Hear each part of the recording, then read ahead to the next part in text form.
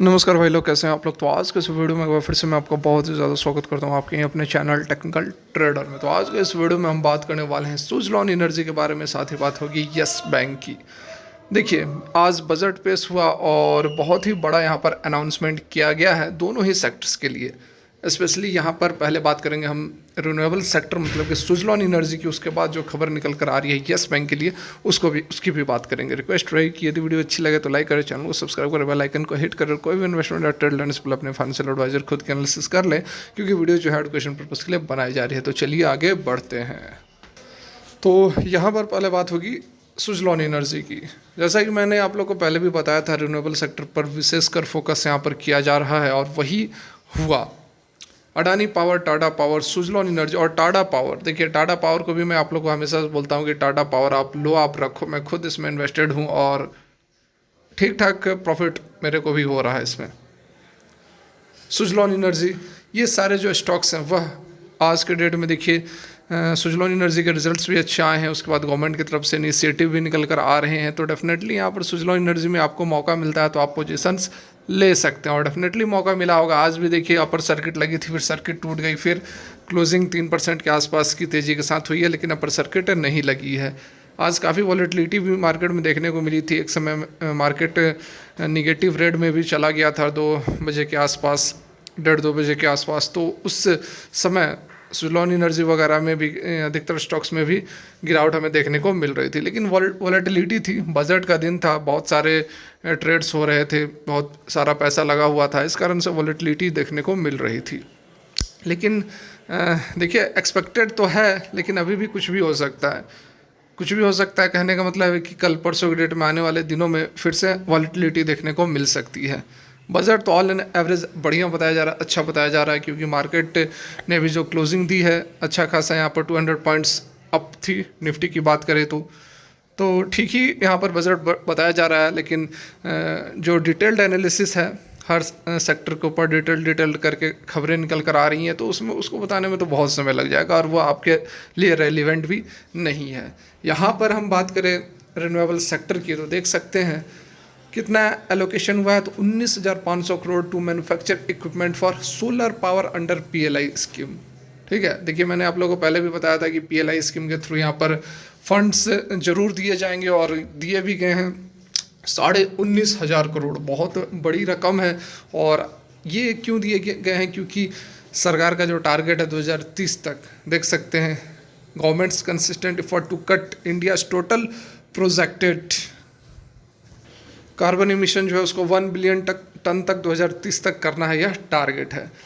देख सकते हैं जो डिटेल निकल कर आ रही है। Share of the companies involving manufacturing of clean energy. ठीक है, क्लीन एनर्जी में आपको ऊर्जा ग्लोबल भी आता है। मैंने आपको ऊर्जा ग्लोबल के बारे में भी बताया था कि इस वीक आपको उसमें भी चेंजिंग देखने को मिल सकती है, तेज़ी आ सकती है, अभी समय बाकी है। ठीक है, क्योंकि ऑलरेडी आप देख रहे हैं कि यह न्यूज़ जो निकल कर आ रही है, मैं खुद से तो नहीं बोल रहा हूँ, आंख बंद करके भविष्यवाणी कर रहा हूँ कि ऊर्जा ग्लोबल के अंदर तेज़ी आ जाएगी, अपर सर्किट लग जाएगी। खबरें देखिए आप, सरकार PLI स्कीम के थ्रू 19,500 करोड़ ग्रीन एनर्जी पर इन्वेस्ट की है। तो बहुत बड़ी खबर है, ज़बरदस्त खबर है, माहौल बन ही रहा है यहाँ पर। आपको यहाँ देखिए 19,500 करोड़ का जो इन्वेस्टमेंट है वह किसके लिए किया गया है, तो solar power under PLI schemes. और देखिए सोलर पावर खुद ऊर्जा ग्लोबल इसी फील्ड में काम भी करती है। तो बिल्कुल यहाँ पर देख सकते हैं कि ज़बरदस्त रिन्यूएबल सेक्टर के लिए अच्छी खबरें यहाँ निकल कर आ रही है। Typically provides incentive. देखिए PLI स्कीम क्या इंसेंटिव्स देती है उन कंपनियों को जो डोमेस्टिक मैन्युफैक्चरिंग में लगे हुए हैं, जो सोलर इक्विपमेंट्स बनाते हैं, सोलर पैनल्स बनाते हैं, विंड टर्बाइंस वगैरह बनाते हैं। ठीक है, तो ये सारी चीज़ के लिए यहाँ पर जो है सरकार ने 19,500 करोड़ रुपए दिए हैं। अब देखिए और भी स्टॉक्स हैं रिन्यूएबल सेक्टर के, बहुत सारे स्टॉक्स हैं जो कि बढ़िया यहाँ पर आज के डेट में परफॉर्म कर रहे हैं। ऊर्जा ग्लोबल, सुज़लॉन एनर्जी तो है ही, बोरोसिल भी हो गई, फिर से आपको बहुत सारी है। देखिए मैं आपको दिखाई देता हूँ। देखिए गीता रिन्यूएबल एनर्जी 5% की अपर सर्किट, बोरोसिल हो गई, अडानी पावर हो गई, Sterling and Wilson Renewable Energy हो गई, तो और भी बहुत सारी हैं, दुनिया भर की हैं। ठीक है, तो ये तो बात हो गई आपको रिन्यूएबल सेक्टर की, सुज़लॉन एनर्जी की। अब बात कर लेते हैं यस बैंक की। देखिए यहाँ पर यस बैंक की यदि बात की जाए तो यस बैंक में हमें कोई खास मूवमेंट देखने को नहीं मिली।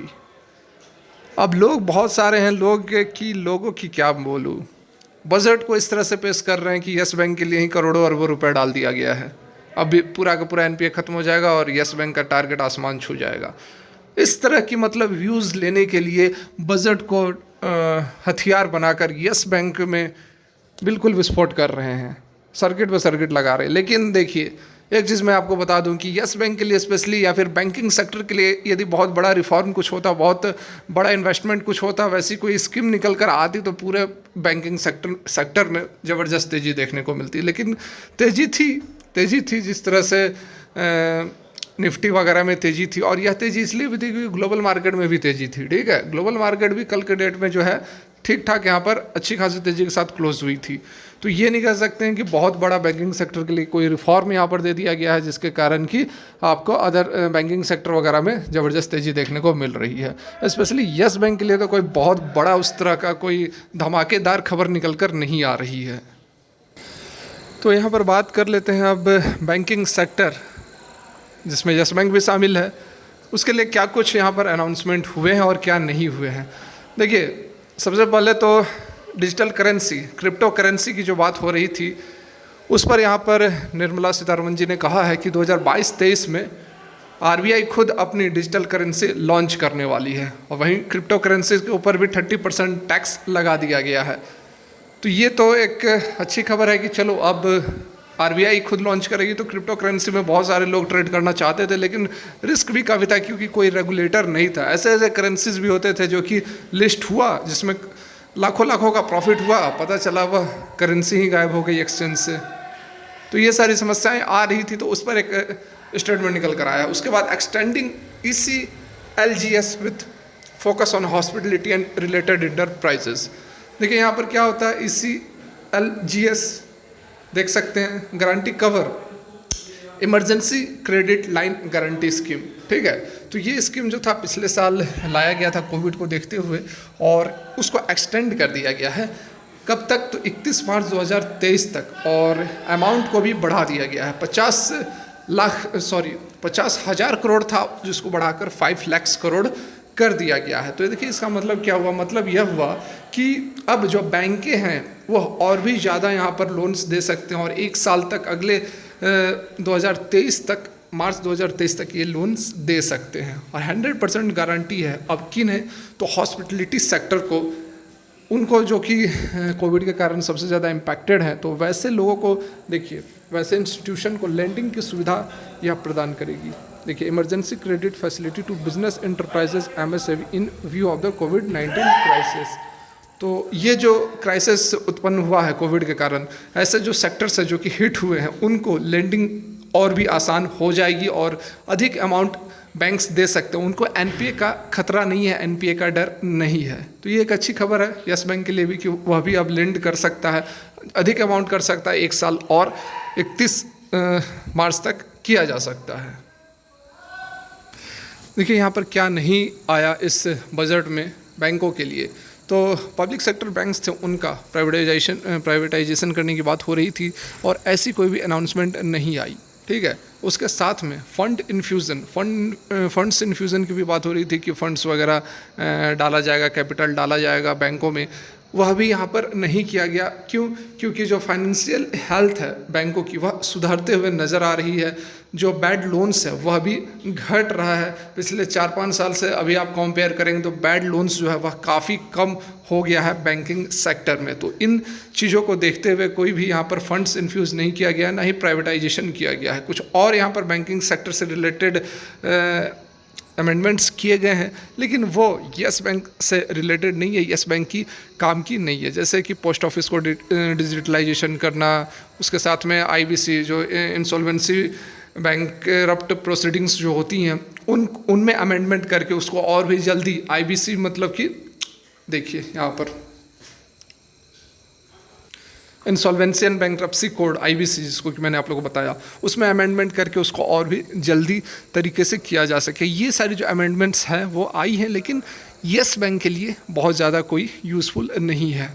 तो आपको यदि कोई बता रहा है कि यहाँ पर भूचाल आएगा, यहाँ पर यस बैंक रिकॉर्ड तोड़ फाड़ तोड़, जिस तरह का मैं देखता हूँ, मुझे भी बहुत अजीब लगता है कि लोग कैसे कैसे लोग हैं, मतलब कुछ भी बोल के यस बैंक ये है, यस बैंक वो, बस चला दो, पब्लिक को बेवकूफ़ बना दो। चलो फिलहाल के लिए वीडियो यहीं तक, क्या बोलूँ, गुड नाइट।